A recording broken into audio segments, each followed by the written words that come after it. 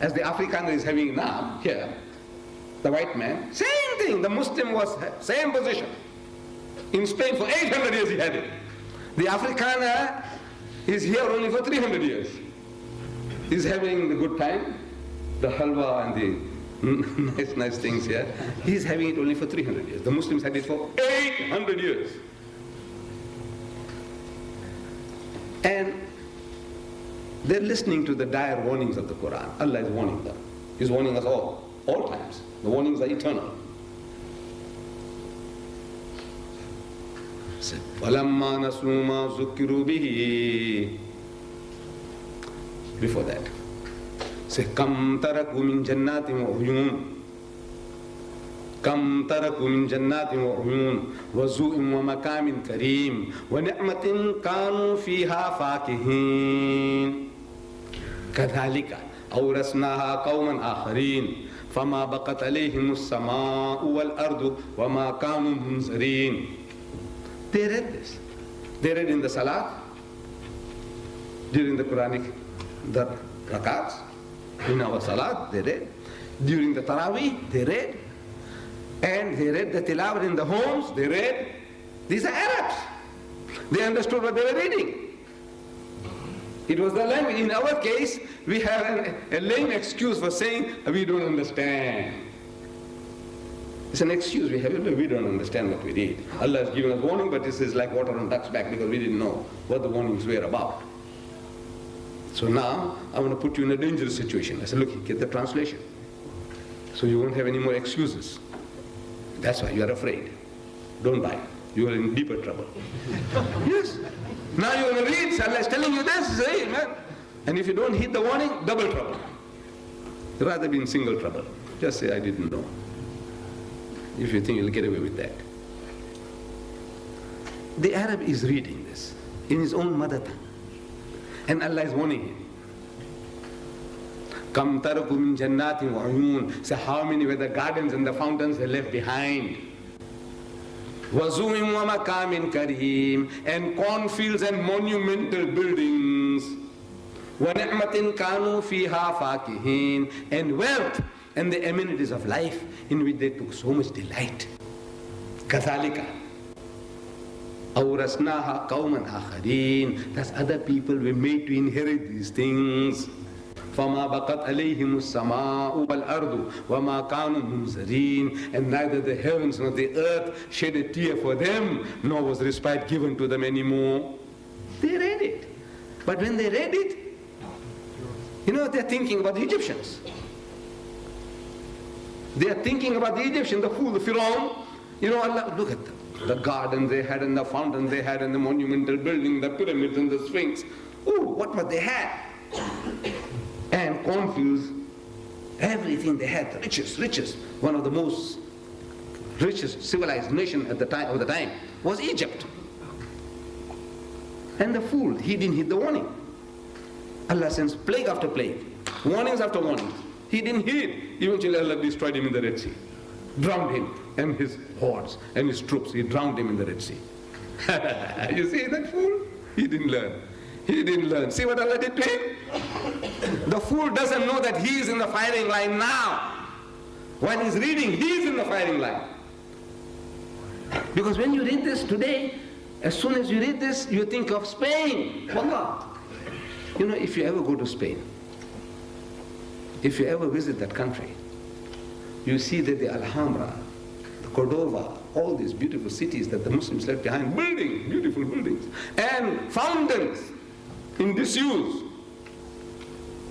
That's the only thing that there is that one can see in Spain. Besides the bullfights, if you're interested in bullfights, that they can show bullfights. And the women, when they do the dancing, they have something on the fingers called castanets. They make kitty, when they... Besides that, there's nothing in Spain except the buildings that our forefathers left. That's all that there is to see. But for 800 years, Allah gave them a mighty long inning to do the job. No, they won't do the job. You know why? Because proud, arrogant. So these Spanish people, pig eaters, what can they understand about Islam? Drunkards. What can they understand about Islam? That's the mentality. We have the same. You see, when I'm talking about something, think whether we are in the same sickness we have, the sickness that they have. These colored people, what can they understand about Islam? Huh? You know the amount of alcoholics in South Africa. Their alcoholic rate is 5 times that as of any other race in the country. Can they understand anything about Islam? At the slightest pretext, they're ready to bash you. On one of my trips, I was in Elsie's River. I think Brother Muhammad, he had his supermarket there, and we just got the message that the power failed. So he wanted some cranking machines to work the tills. So he said, come on, let's go. So we went. So he was giving the cranking machines, to work the tills because the power was not working. So I'm standing there looking, and I see an African there, and somehow seemed to be quite an intelligent African. So I'm telling him, I said, these people here, I can't make out the difference whether these people are Muslim or not. There's no indication. So he tells me, he says, sir, I lived here in Elsie's River before they pushed us out to Guguletu and Langa and whatever. Before they pushed us, we used to live among them. And I can tell you, pass, very easy to find. The difference is how. He said, you see, about 3 times, these coloreds, they bashed me up for no reason. Drink and they says, bash up kafir, bloody kafir.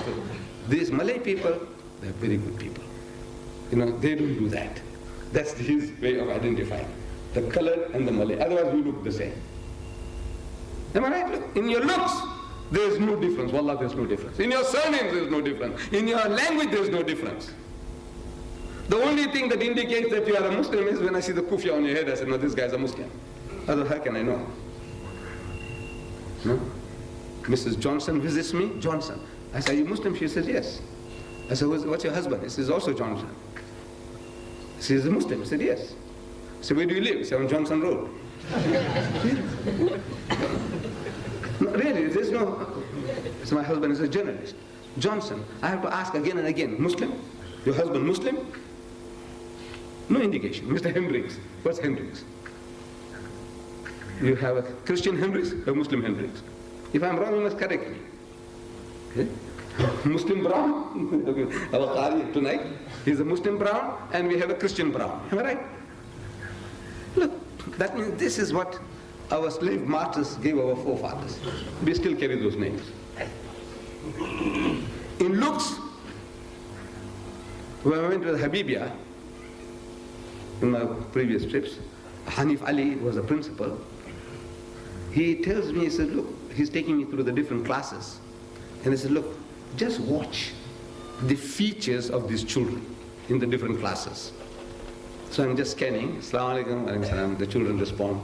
I'm watching the features. Next class. Next class. From pure black to pure white. And our group areas, if I was an inspector, say, you should be in an African school.